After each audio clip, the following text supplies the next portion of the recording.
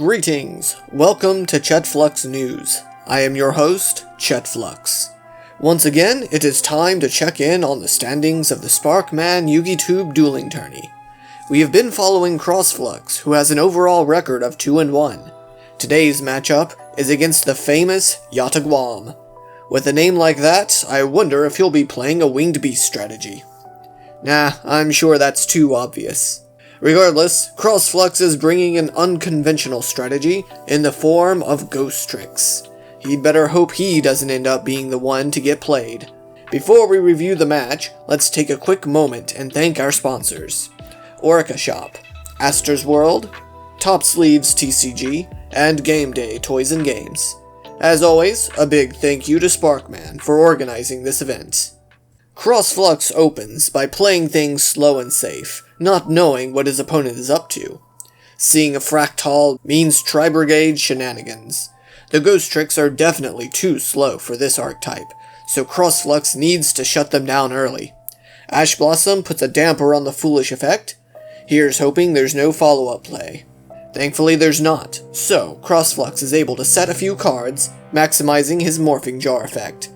Putting resources into Yata's grave isn't good, but he needs to dig further into his deck to find those Ghostricks. Still no trick-or-treaters. Playing into the Feather Duster, CrossFlux passes his turn. Yata begins his second turn with 1-for-1, fetching a Nerval.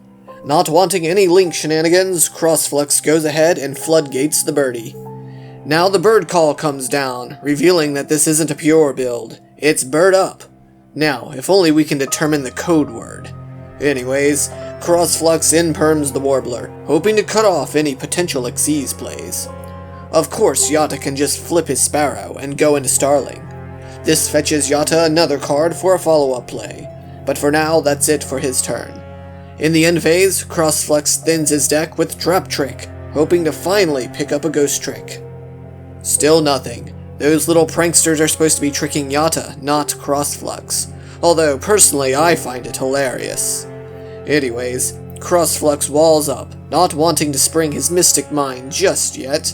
Yata's Lyrilusc cards start swarming, managing to form a Nightingale and a Utopic Draco. Nightingale attacks directly, playing straight into CrossFlux's Battle Trap.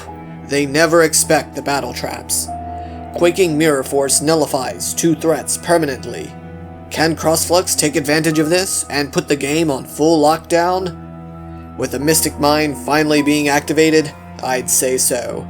Shutting down all of Yata's monster effects means that if he doesn't have any spell or trap-based back row removal, then it's probably game over.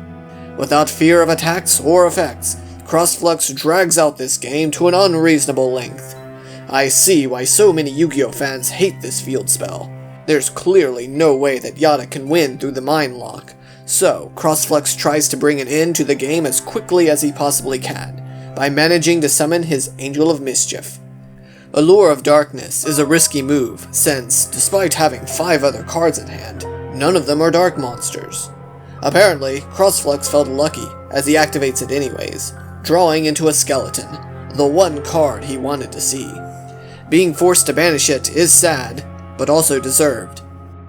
Another turn later, CrossFlux decides to go 2-for-2, this time losing it all, as not a single dark monster is drawn. Haha, couldn't have happened to a more deserving duelist. Unfortunately for Yata, it's not like it matters, as with no answer to Mystic Mine, CrossFlux doesn't need any cards in hand. Eventually, CrossFlux does find another Skeleton, and is able to slowly reap the rest of Yata's deck into the Shadow Realm, earning, and I use that term loosely, a Game 1 win. Now, Game 2 starts with Yata opting to go second, an interesting choice against a trap-heavy strategy like Ghostrick, but then again, Tri-Brigade are also a combo deck, so it's a reasonable one. Now, I have been informed that for this duel, Yata was unable to utilize his side deck.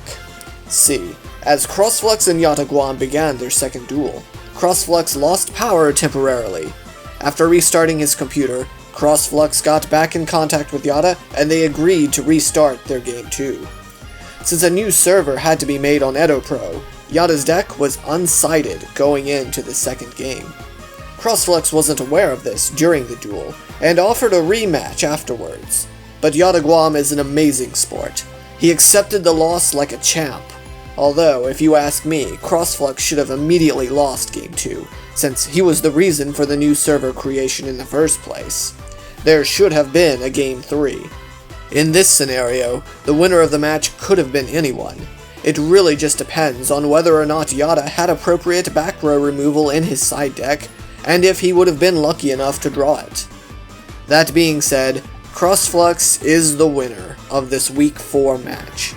I am simply a reporter, and as such, have sworn an oath to remain unbiased, and to simply report what I see. And what I see is a low-down, no-good, third-rate duelist with a fourth-rate deck, unfairly winning another match. He even misplayed in this second game. He actually blew up his own Mystic Mine because he wasn't paying attention to the number of monsters on the field, and yet he wins because of mine. Is there any justice in the world? I need to lie down, as a children's card game is bringing me to an internalized philosophical debate. Not again. This has been ChetFlux with ChetFlux News. You know the rest. Have a blessed day. Where's that medicine?